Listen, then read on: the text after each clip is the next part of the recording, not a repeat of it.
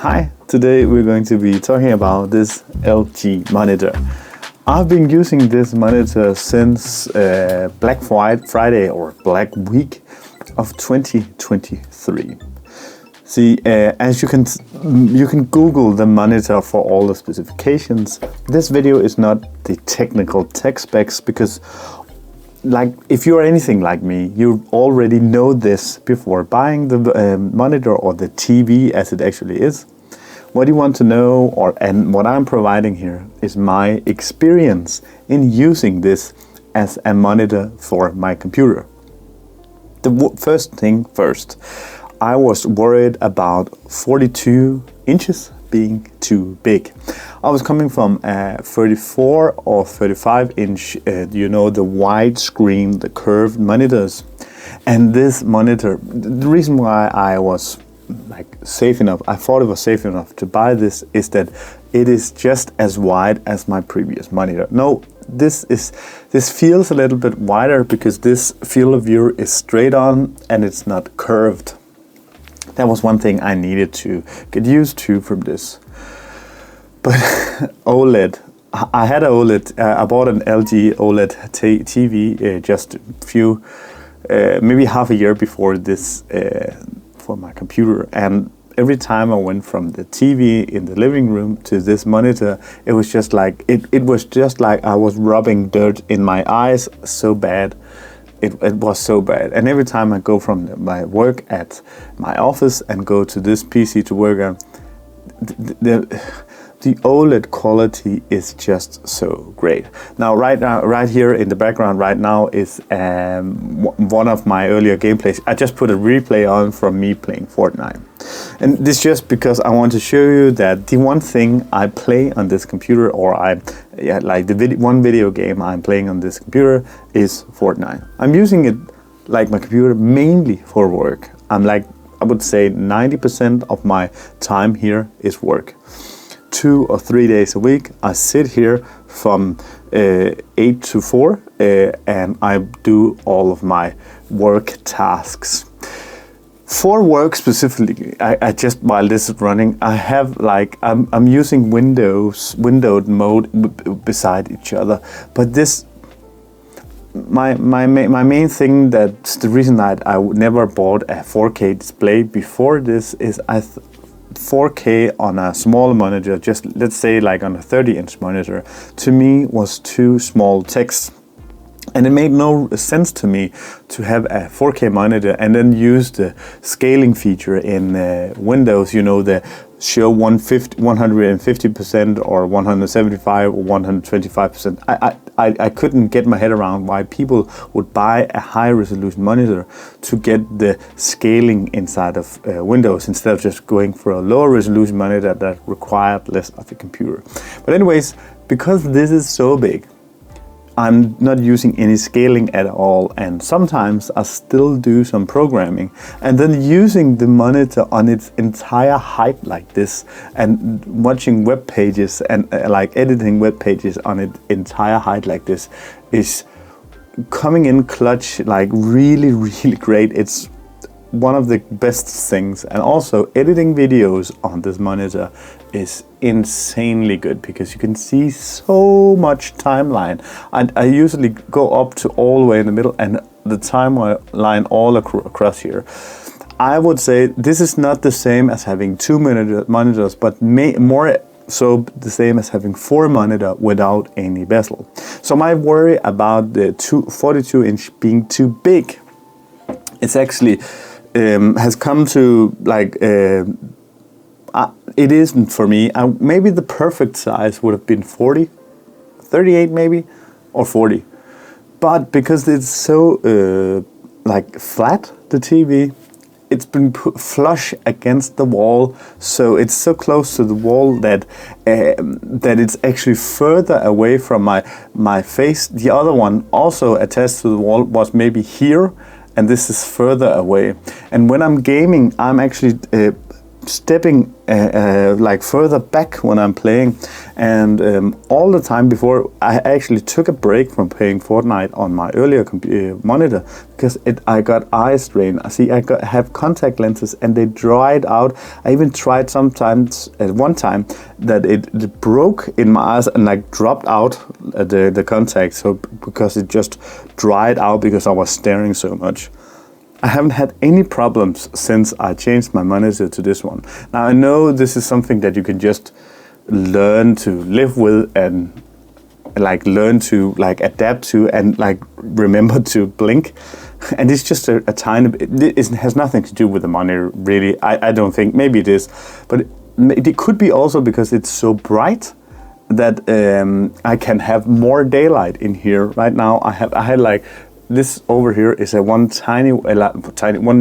giant window, and before I had it closed off all the time so I could see my monitor. Now I always just pull aside the curtains, so because I know this will, I think if I do like this, it will brighten up the monitor.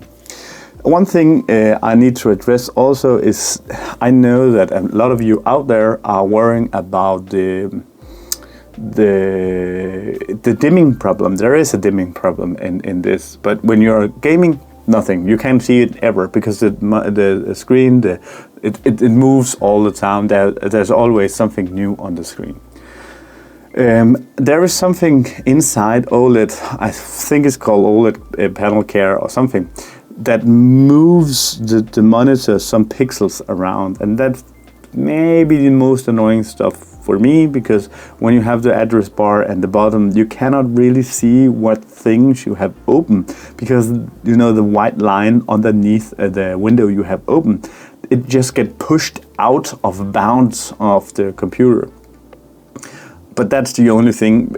Sometimes it dims down when I'm not moving anything or not watching any movies or something, like when I'm just kind of doing something like I think most of my tasks, it will never dim down while I'm using it, or not even while I'm writing. But sometimes it dims when it's dimmed down when I'm getting back from like pouring myself a cup of coffee. But then I just take the window, click it, and like shake it all over the place, and then it's just super bright again.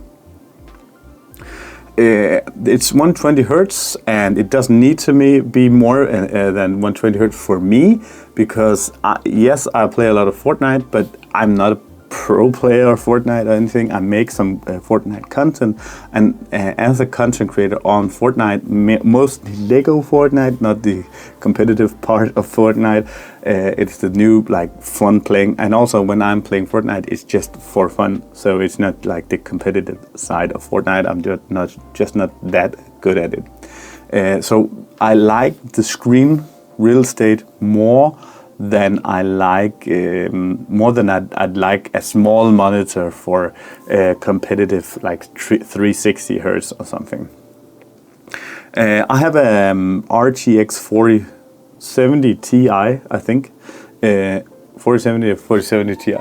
It's a 4070 Ti, and it can do everything in 4K. It's fine for this monitor, and every game I have tried, it runs smoothly. Like from 3 months of using it, I think it's 3 months now, 2 months and some, maybe 3 months, I have zero complaints about the quality of the monitor, but I have to address something. And that's something that no one talks about when they rate or review products like this, because mostly all the reviewers online have gotten this product or have received some sort of deal with the production with LG or those who are selling the monitors or something. I paid for this myself, and in my country, these OLED panels are super expensive. The normal price for this is closer to 2,000 than 1,500. I think, just from calculating in my head, maybe $1,700 or $1,800. I'll just do my calculator here. It's the normal price is it's about $1,800, and I paid about $950 in Black Week.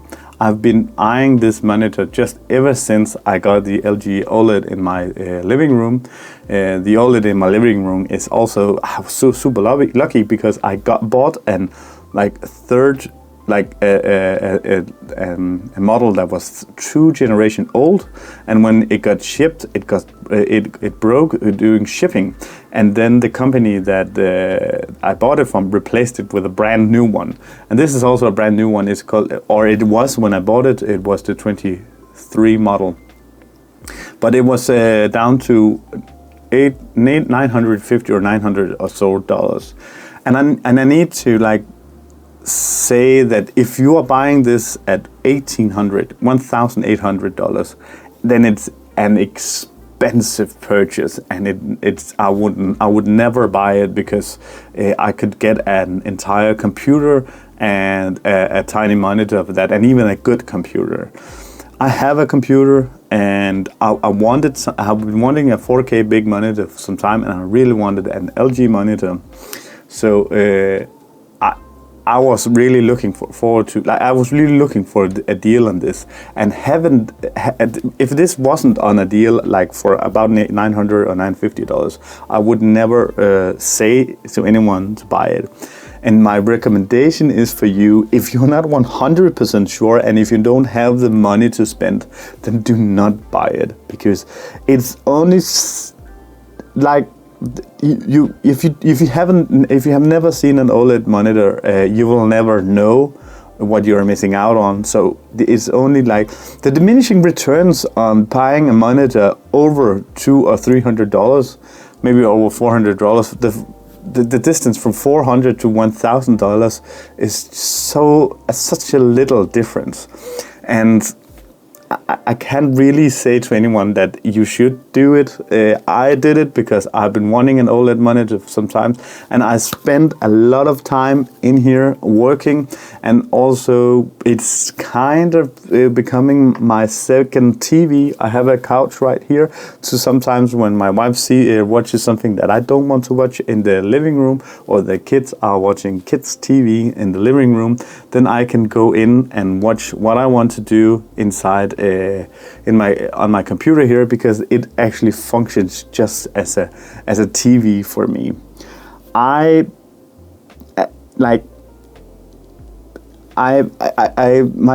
main recommendation is just to try to sum it up and put some words on it. I didn't script any of this because I wanted this to be what I feel about the TV, just raw, unscripted, my actual thoughts about the TV here as a monitor. You can easily use a TV as a monitor. I just have this remote next to my computer, and some are saying that, oh, it's a hassle that it doesn't turn on when you turn on the computer, and really, no, it's not. You're making up problems that just doesn't exist. Just have the remote. I have it in a drawer next to me, and you know what? I actually turn on and off my computer even more. I can see I just got a win here. I turn off my monitor more than I did before, so I'm actually saving on power. And this OLED monitor is using less power than my old smaller monitor. So all in all, would I buy it again? Yes, because I got it on a cheaper offer, 50% off. Would I recommend it to you? Only really if you need or want to buy an OLED TV. You should know that it's not a competitive monitor. It's really just for show, and if you like enjoying and watching content, and maybe you want to sit back at a couch and play with a controller also, then it is. If you have, maybe if you're living by yourself and have a combined computer space and a living room at one place, because if I was living on my own and I had this, and I could put a couch right here, and then I would save on having a TV at all, because I would just have this as my main monitor, maybe a smaller monitor beside it for other stuff, but have this as my main monitor. Then it's a good buy. Then you can combine having a TV and having a monitor computer in one purchase. So that was my raw, unedited thoughts about the LG OLED monitor. Hope you enjoyed it. If you did, then consider leaving a like, subscribe, and if there's something you didn't like about the video, then please leave a comment and tell me what I can do better. Thank you so much for watching.